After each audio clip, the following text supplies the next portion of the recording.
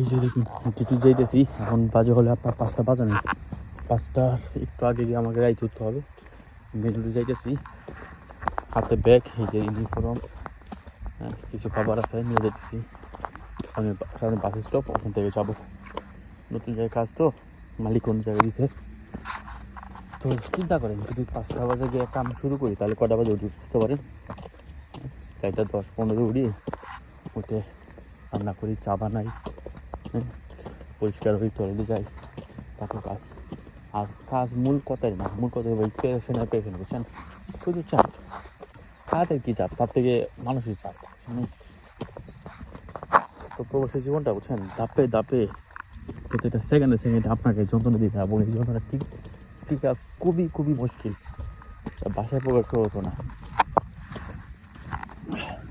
মনে করেন যে এমন এক জিনিস